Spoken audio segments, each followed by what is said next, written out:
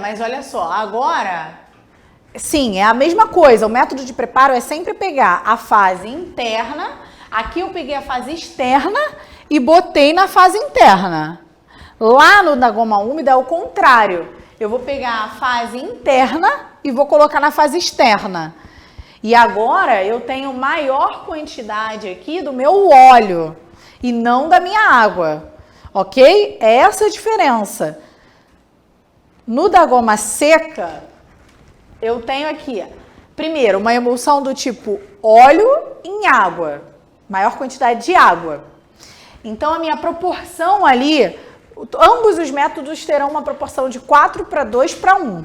A questão é que aqui na goma seca, a gente vai ter 4 de água, 2 de óleo e 1 de goma. Então é água em óleo. Isso. É óleo em água. Não, no próximo. No próximo é o contrário. A gente vai ter agora óleo, água e goma. Ou seja, o óleo aqui na úmida, né, ou ali no inglês, ele vai estar em maior quantidade.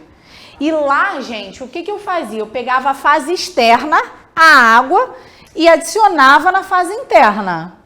Agora, eu continuo pegando a fase aquosa, só que agora a fase aquosa é a fase interna.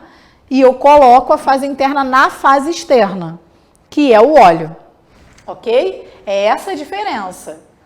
E o meu emulgente vai estar ali contido na minha fase externa, que nesse caso é o óleo. Tudo bem? E aí a goma, né? Vou ter o óleo, vou preparar a goma com o óleo, transfiro para um recipiente e completo ali, faço a volumo, né? Para a gente chegar ali ao volume final. É parecido, confunde e a gente tem que ter clareza aí, tá? Porque confunde, ainda mais na hora da prova, nervoso, 4:2:1, parece tudo a mesma coisa, mas é diferente. Tanto que ela achou até que eu tivesse colado o slide igual. Porque assim, são detalhes, ok?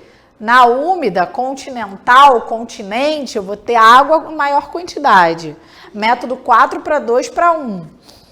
Então, eu vou ter água, óleo, goma. E eu vou transferir a minha fase externa, que é a água, sobre a minha fase interna. Vou adicionar a externa na interna. Aqui é o contrário. Mas eu continuo adicionando a água. Só que agora a água está em menor quantidade. Ela é a minha fase interna. Então, pensa que eu sempre vou adicionar a fase aquosa na oleosa. Entendeu? E aí, se ela vai ser a fase interna ou externa, vai depender do tipo de emulsão que eu formo e do método que eu uso. Seja o método da goma seca ou continental, seja o método da goma úmida ou inglês. Tá claro aí o pessoal de casa, gente? Isso confunde mesmo. Recomendo até que leiam esse trecho no livro, no Ansel, tá? Aqui eu trouxe alguns aspectos que me saltam os olhos, né? Que se eu estivesse numa banca e conhecendo o perfil da Vunesp, eu cobraria. Ok?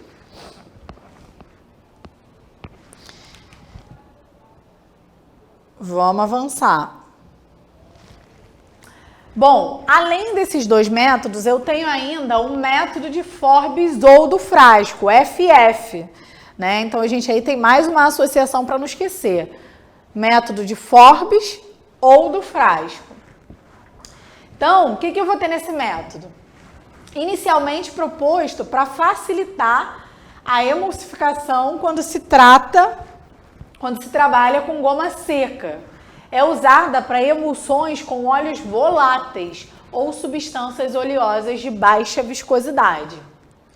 Aí, nesse método, eu vou ter a goma, mais 2 partes do óleo ou essência, que eu vou agitar em um recipiente fechado, por isso se chama método dos frascos, ou Forbes, que foi o cara, né, que criou esse método, tá?